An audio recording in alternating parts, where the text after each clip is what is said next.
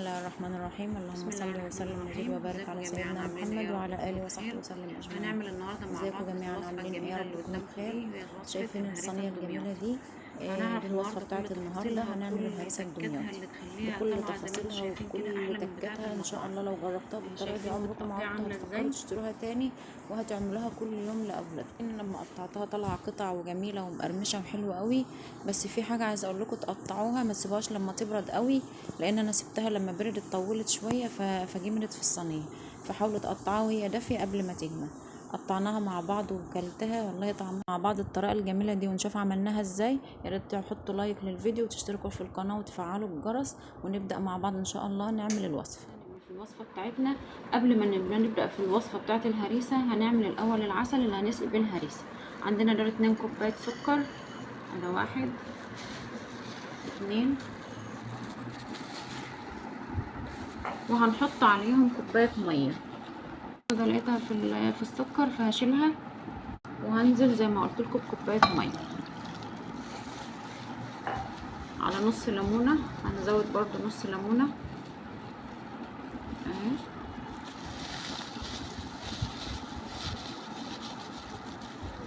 وعندي معلقتين عسل جلوكوز.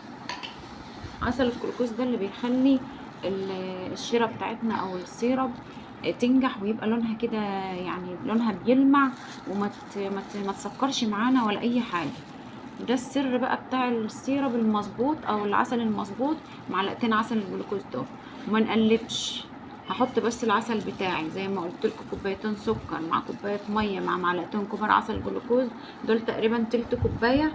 ومع عصره الليمونه، وهروح اوديهم على النار لحد ما يغلي لمده بالظبط 10 دقايق، ونسيبه لما يتقل كده وهرجع لكم تاني. هنجيب بقى بوله كده نظيفه وناشفه مش فيها اي ميه خالص، وهنحط فيها ده. هنبدا بقى بايه؟ بعمل الهريسه.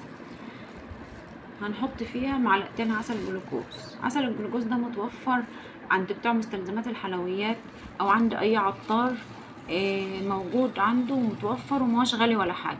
يعني البرطمان اللي معايا ده ب25 جنيه. هو غلى، هو كان الاول ب20، الوقت بقى ب25.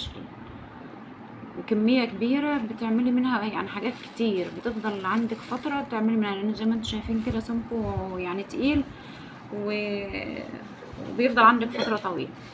حطينا كده معلقتين عسل جلوكوز، هنحط عليهم 4 معالق ميه مغليه سخنه علشان نفك بيهم عسل الجلوكوز ده. 2 3 4. الطريقه دي يا جماعه جربوها هتعجبكم قوي عن تجربه يعني. وان شاء الله هتدعموها عندكم، لان دي طريقه الهريسه الدمياطي. زي ما انتم عارفين انا قبل كده قلت لكم ان انا من دمياط، وجايبه لكم الوصفه دي من مكانها الصح. فجربوها كده ان شاء الله وهتعجبكم باذن الله. هنقلب كده لحد العسل ما يدوب عندنا كويس قوي. بدأ اهو، لان طبعا زي ما قلت لكم الميه سخنه بتغلي مغليه. هقلب كده لحد العسل ما يفك معايا خالص.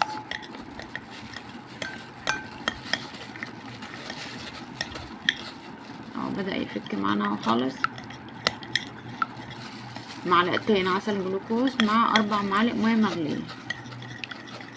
اهو فك ازاي، شايفين بقى سائل ازاي اهو. بعد ما فك كده واتاكدت انه فك كويس قوي عسل الجلوكوز وبقى سائل عندنا زي ما شفتوا كده، هنضيف كوبايه جوز هند.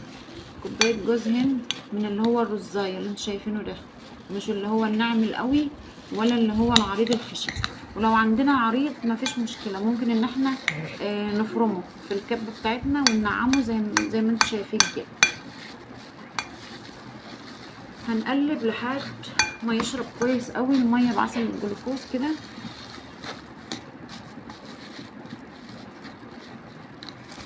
هنشيل بقى المعلقه دي واقلب بايدي، انزل كل اللي عليها كده وهقلب بايدي لحد ما يتشرب كويس قوي العسل. قلبنا كويس قوي كده لحد ما اتاكدنا ان كله شرب كويس وما عادش عندنا اي ميه فيه خالص. هنزل بكوبايه السكر.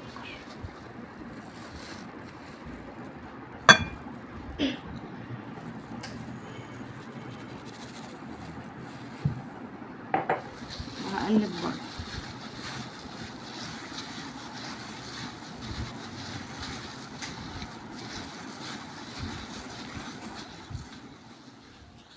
شكلها بعد ما قلبنا فيها تقريبا يعني 10 دقايق كده، لحد مش كده زي بالطريقه دي كده، التقريب يكون بالطريقه دي لحد ما السوائل كلها تتشرب، جوز الهند مع السكر مع عسل الجلوكوز مع الميه يختلطوا كويس قوي زي ما انتم شايفين كده اهو.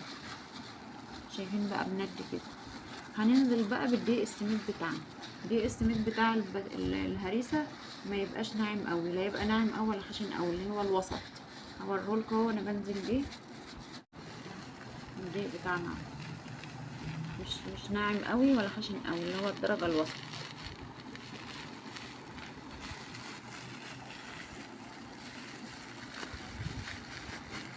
ده كيلو دقيق من دقيق السميد. ده نص كيلو اهو، هحط النص كيلو التاني.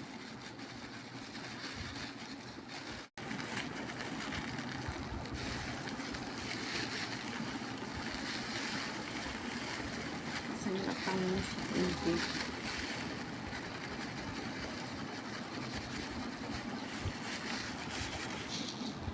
شايفين اهو درجة السميد اللي انا عايزاها، اللي قلت لكم لا هو ناعم قوي ولا هو خشن قوي. هقلب بقى كويس قوي لحد ما اللي يتلخبط كله مع جوز الهند والسكر. لو وصلتوا معايا لحد هنا يا ريت تعملوا لايك للفيديو وتشتركوا في القناه وفعلوا الجرس علشان توصلكوا كل فيديوهاتي، وقولوا لي يا ريت كده تجربوا وصفاتي وتقولوا رايكم فيها ايه في التعليقات.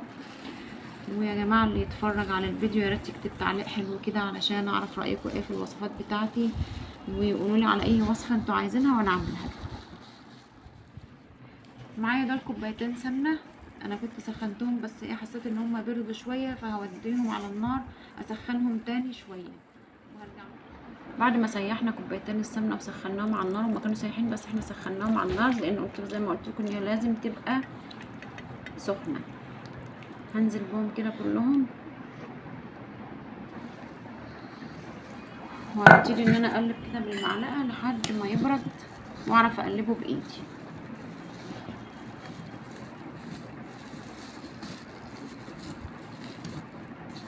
طبعا الحلويات الشرقيه الدمياطي دي، الشرقيه عموما يعني بتحب السمنه البلدي. يعني ايه، لو عندكم سمنه بلدي اعملوا بيها، بتخلي الطعم والله جميل في حته تانية يعني. اللي ما عندوش ويستعمل اي سمنه من اللي هي بتاعت الحلويات برضو ما فيش مشكله، بس طبعا السمنه البلدي بتدي للحلويات الشرقيه بالذات طعم حلو قوي. هقلب بقى كده كويس قوي لحد ما اتاكد كويس ان كل الدقيق بتاعي شرب السمنه بالطريقه دي كده. شايفين جبت بوله كبيره اهي عشان اعرف كده اقلب بها مظبوط فيها مظبوط كده، وايه سهل عليا ان انا ابسها كويس لحد ما تشرب كويس قوي السمنه بتاعتي، لحد ما شايفين كده، لحد ما ناخد منها شويه كده ونعمل عليهم كده نطبق عليهم كده نلاقيها مسكت في بعضها اهي، مسكت في بعضها وبعدين نفركها بتتفرك بسهوله كده. تبقى وصلنا للسم يعني للي انا عايزاه. عندي بقى بعد ما خلصت صينيه هي مدهونه سمنه كويس قوي، هنزل بيها في الهريسه بتاعتي.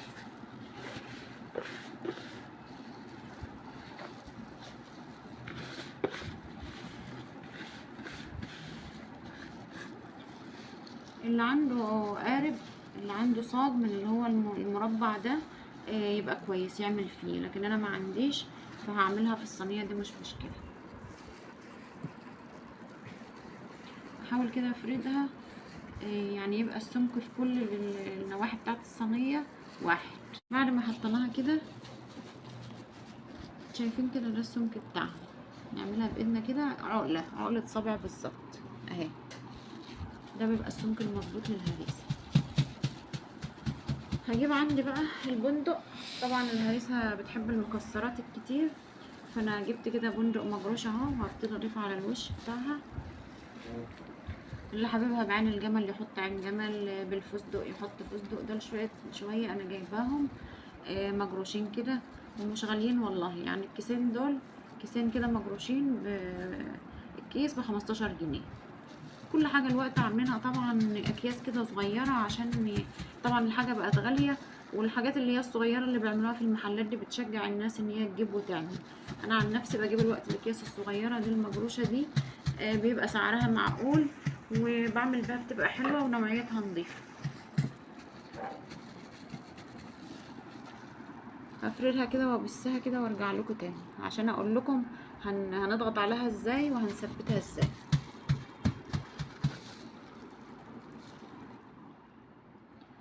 بعد ما خلصت هجيب كده بظهر المعلقه زي ما اكون بعمل لقمه القرصه، ما نكون بنفردها كده. انا عامله لكم لقمه القرصه وكنت فردها في الصينيه بطريقه اللي هي بتاعه ظهر المعلقه دي. الطريقه دي حلوه، بتكبسها حلو وتخلي المكسرات بتاعتنا دي لما نيجي نسقيها بالعسل ما تعومش على الوش، تثبت فيها كويس. هنعمل كده كويس قوي ونضغط كويس قوي لحد ما نتاكد ان هي مسكت في بعضها كويس قوي. شايفين المكسرات كلها ما شاء الله يعني ثبتت فيها حلوه قوي. زي ما قلت لكم الكميه دي زي ما انتوا عايزين تزودوا عايزين تقللوا نوع المكسرات اللي انتوا عايزينه، ما فيش اي مشاكل. يا ريت يا جماعه كده تعملوا لايك للفيديو وتشتركوا في القناه اللي مش مشتركين وتفعلوا الجرس ده وتضغطوا على الجرس اللي هو الاحمر اللي موجود تحت الفيديو ده. هيظهر لكم كلمه الكل، تضغطوا عليها عشان تظهر لكم كل فيديوهاتي وكل اشعاراتي ان شاء الله الجديده اللي انا بعملها. شايفين انا عملتها؟ شايفين الصوت؟ شايفين بقت جامده ازاي اهو؟ ده اللي انا عايزاه، ان هي تبقى مكبوسه لحد ما نعمل كده نوصل للصوت ده. انا الوقت ده مشغله الفرن بتاعي على درجه حراره متوسطه، بنحطها على الرف اللي في النص ونسيبها على درجه حراره متوسطه علشان تحمر من فوق ومن تحت كويس قوي. لو خدت لون من فوق يبقى كويس، ما اخدتش لون من فوق ولقيناها من هنا من الجوانب هنا ابتدت تحمر ولسه لونها من فوق مش قوي، بنولع الشوايه بالظبط دقيقتين او 3 دقايق واحنا واقفين قدامها عشان ما تتحرقش مننا ونطلعها. وبعدين هوريكم بقى اللي في الاخر بعد ما نطلعها هحط عليها العسل ازاي، وهل العسل بتحط عليها هو سخن ولا بارد. تابعوا معايا الفيديو للاخر عشان تعرفوا التفاصيل والتكات اللي تخليها معاكم احلى من بتاعه المحلات. العسل بتاعنا اهو بعد ما خلص، شايفين السمك ده اللي انا عايزاه يكون تقيل كده ما يبقاش خفيف. وادي الهريسه بتاعتنا هي طلعت من الفرن، هو ده اللون اللي انا عايزاه ان شاء الله. دلوقتي نحط بقى العسل بتاعنا عليها. العسل لازم يكون بارد والهريسه تكون سخنه او العكس، الهريسه تكون بارده والعسل يكون سخن، يعني ما ينفعش نحط سخن على سخن عشان ما تطراش وما تشربش العسل كويس.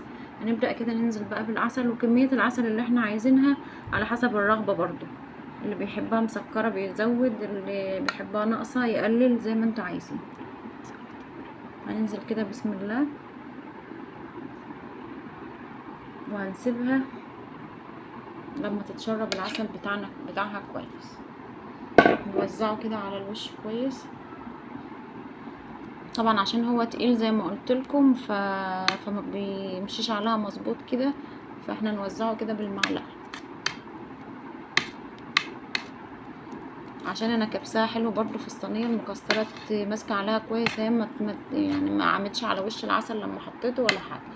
هسيبها بقى كده لما تتشرب العسل بتاعها خالص، ولو احتاجت شويه عسل كمان هضيف لها، وما هتتقطعش بقى خالص لحد ما تبرد، يعني تبقى دافيه كده، ما نسيبهاش لما تبرد قوي عشان ما تجمدش، تدفى كده وبعد كده نيجي نقطعها مع بعض.